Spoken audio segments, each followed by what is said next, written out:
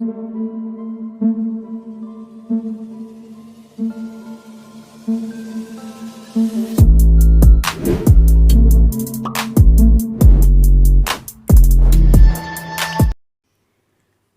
दोस्तों, scary story official में आप सबका स्वागत है।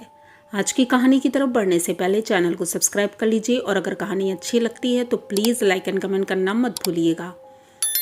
तो आज की कहानी ऐसी है जो कि बहुत ही ज़्यादा डरावनी भी है और आप लोग सुनेंगे तो सुनकर शॉक्ड हो जाएंगे कि ऐसा भी होता है आज के समय में। ये कहानी आज से 2 साल पुरानी है और जिसने भी सुनाई है तो मुझे तो पहले विश्वास नहीं हुआ, लेकिन विश्वास करना पड़ा क्योंकि उन्होंने बताया कि उनके साथ ऐसा ऐसा हुआ है। उनकी एक छोटी बेटी है स्वाति। ये हस्बैंड वाइफ गांव में रहते थे आज से 2 साल पहले और इनकी बेटी स्वाति 4 साल की है और इनके मम्मी पापा बहुत अच्छा कमाते हैं, खाते हैं, सब कुछ अच्छा है। गांव में खेती बहुत ज़्यादा थी, मतलब किसी चीज़ की कोई कमी नहीं थी। गांव में अच्छे से रह रहे थे। स्वाति अपने दोस्तों के साथ खेला करती थी, अभी 5 साल की ही थी और खेलते खेलते एक दिन वो अपने दोस्तों के साथ एक पार्क में गई थी और पार्क में जब वो खेल रही थी, उसका दोस्त था अरुण और अमन, ये तीनों साथ ही खेलते थे।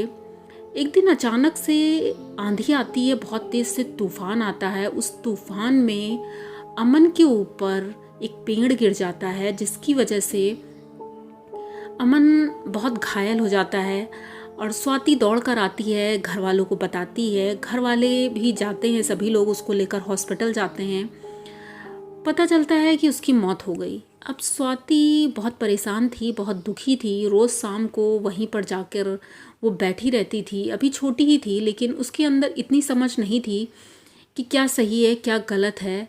तो एक दिन बैठे पार्क में वो रो रही थी, तभी उसने देखा कि अमन सामने से आ रहा है और वो कहता है, स्वाति तुम रो क्यों रही हो, मैं तुम्हारे साथ ही तो हूँ। अब स्वाति को समझ में कुछ नहीं आता है। वो सोचती है कि शायद अमन ठीक हो गया है। अब अमन उसके साथ खेलता था और अरुण भी आता था, लेकिन अरुण को वो दिखाई नहीं देता था, सिर्फ स्वाति को दिखाई देता था। अमन ने स्वाति से कहा था कि मैं सिर्फ तुम्हारे साथ खेलूँगा और कोई मुझे देख नहीं पाता है। तो स्वाति को ये चीज़ें समझ नहीं आती थी, लेकिन फिर भी अब अमन उसका बेस्ट फ्रेंड था तो इसलिए वो अमन के साथ खेलती थी। धीरे धीरे दिन बीतते जा रहे थे और स्वाति ने ये बात किसी को बताई नहीं थी, उसके साथ खेलती थी। और अब वो स्कूल में बड़ी क्लास में 8th में पहुंच गई थी, बड़ी हो गई थी, समझदार हो गई थी, लेकिन फिर भी अमन के साथ ही रहती थी। साइकिल से स्कूल जाना, पीछे अमन बैठ कर जाता था। एक दिन वो बात करते हुए जा रही थी, तभी सामने से स्वाति के पापा आ रहे थे। उन्होंने देखा कि स्वाति किसी से बात कर रही है तो उन्होंने साइकिल रोकी और उनसे पूछा कि बेटा आप किससे बात कर रही हो। तो पहले तो वो कुछ नहीं बोली कि ठीक है पापा, हम बाद में बात करेंगे, अभी मुझे देर हो रही है, स्कूल जाना है। अब वो स्कूल चली जाती है। उसके बाद जब वो घर जाती है तो उसके पापा पूछते हैं, बेटा तुम किससे बात कर रही थी। तो वो बताती है कि पापा वो अमन है। तो कहते कौन अमन। तो उसने बताया कि बचपन में जो मेरा दोस्त था और एक बार उसका एक्सीडेंट हुआ था ना पापा, तो वही है। तो अब उनको बड़ा आश्चर्य होता है। वो कहते ऐसा कैसे हो सकता है, अमन तो मर चुका था, तो इसे कैसे दिखता है। तो वो स्वाति को समझाते हैं, लेकिन स्वाति नहीं समझ रही थी। उसने कहा कि पापा वो मेरे साथ ही रहता है और हम साथ में खेलते हैं, वो मेरे स्कूल जाता है। ये बात को धीरे धीरे कई दिन हो गए और स्वाति को और कोई प्रॉब्लम नहीं थी, इसलिए उनके मम्मी पापा ने भी ज़्यादा ध्यान नहीं दिया। स्वाति अब हाई स्कूल पास कर चुकी थी और अमन के साथ वो सेलिब्रेट कर रही थी, बहुत खुश थी। तो एक दिन अमन कहता है कि स्वाति मुझे जाना होगा क्योंकि अब मेरा समय हो गया है और मैं जाना चाहता हूँ। तो स्वाति कहती तुम कहाँ जाओगे। तो कहता है कि नहीं, अब मुझे बुलावा आ गया है और अब मैं यहाँ कभी नहीं आऊँगा। स्वाति रोती है, लेकिन फिर उसके बाद कहती है ठीक है तुम जाओ, तुम जहाँ भी रहो अच्छे से रहना, खुश है, मतलब विदाई करती है। अब वो समझदार हो चुकी थी इसलिए उसे समझ में आ गया था। अमन चला जाता है। तो एक दिन वो साइकिल से स्कूल से घर आ रही थी और अब बड़ी थी वो, तो रास्ते में उसे एक छोटी सी बच्ची मिलती है। जो बच्ची सड़क क्रॉस कर रही थी, लेकिन अकेली थी, छोटी सी थी। तो स्वाति ने सोचा इसे सड़क क्रॉस करा देते हैं। सड़क क्रॉस कराती है तो वो लड़की रोते हुए बोलती है मेरे मम्मी पापा बहुत परेशान हैं और वो सामने देखो वो लोग जा रहे हैं, तुम उनसे बता दो कि मैं ठीक हूँ और मैं इस मंदिर के पास उन्हें मिलूँगी। तो वो कहती है ठीक है, तो अभी मिल लो चल के ना, मैं तुम्हें मिला देती हूँ, तो मेरी साइकिल में बैठो। जैसे ही वो साइकिल में बैठती है, स्वाति साइकिल लेकर उनके मम्मी पापा के पीछे पीछे जाती है। वो बाइक से थे। स्वाति पीछा करती है और फाइनली उनके घर तक पहुँच जाती है। जब घर में पहुँचती है तो वो बुलाती है आंटी अंकल को और बोलती है कि आंटी आप अपनी बेटी को ढूंढ रही हैं। तो वो लोग एकदम रो रहे थे बहुत बुरी तरह से और स्वाति की तरफ देखते हैं। स्वाति से कहते हैं हाँ बेटा, वो मेरी बेटी बहुत दिन से नहीं मिल रही है, हम उसे ढूंढ रहे हैं, तुम्हें मिली क्या? तो कहती हाँ आंटी, वो तो मेरी साइकिल में ही बैठी थी, हो सकता है इधर उधर खेलने गई होगी। अब स्वाति उसे ढूंढ रही थी लेकिन वो कहीं मिल नहीं रही थी। तो अब वो पूछते हैं अब तुम मेरे से मजाक कर रही हो? तो स्वाति कहती नहीं आंटी, मैं मजाक नहीं कर रही हूँ, ऐसी थी ना आपकी बेटी, आप फ़ोटो दिखाइए। तो उनकी मम्मी फ़ोटो दिखाती हैं और स्वाति देख करके पहचान जाती है कि हाँ ये वही लड़की है। स्वाति ढूंढने लगती है, उनके मम्मी पापा अंदर वहीं दरवाजे के पास बैठे रहते हैं। तभी स्वाति को वो लड़की एक पेड़ के नीचे बैठी हुई दिखती है। स्वाति जाती है, उससे बोलती है तुम वहाँ से भाग क्यों आई? मैं तुम्हें ले गई थी ना मम्मी पापा से मिलाने के लिए। तो वो कहती है कि तुम मुझे मिला नहीं सकती हो क्योंकि वो मुझे देख नहीं सकते हैं। मैं एक बार पार्क में खेल रही थी और पीछे नदी थी, मैं उस नदी में गिर गई थी और मेरी मौत हो गई थी और मेरे मम्मी पापा को ये बात पता नहीं है और तुम मेरे मम्मी पापा को इतना बता दो जाके उस नदी के पास मुझे ढूंढें, मैं वहीं पर मिल जाऊंगी।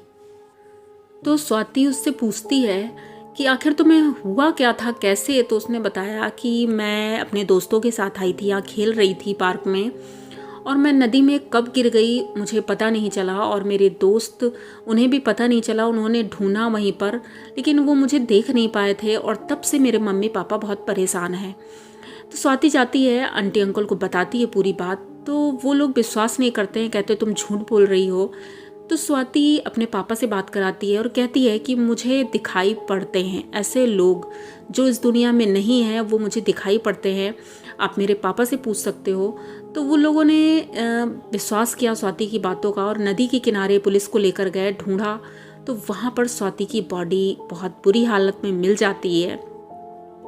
अब स्वाति परेशान होने लगी थी क्योंकि उसे हर जगह ऐसी आत्माएं और ये सारी चीज़ें दिखती थी जिस वजह से बहुत परेशान होती थी। तो एक दिन उनके पापा मम्मी ने बोला बेटा ऐसा है, यहाँ से तुम कुछ दूर शांति से एक पहाड़ों वाले एरिया में वहाँ चले जाओ, वहाँ तुम अच्छा फील करोगी। वहाँ पे इनकी मौसी रहती थी।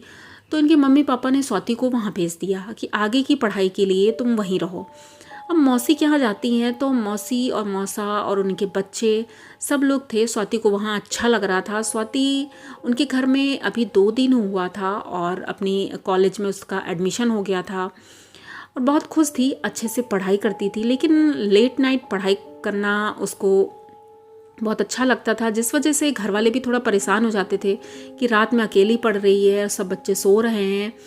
तो स्वाति एक रात पढ़ रही थी तो उसने देखा कि उसके कमरे में एक औरत है जो बैठी हुई है एक कोने पर।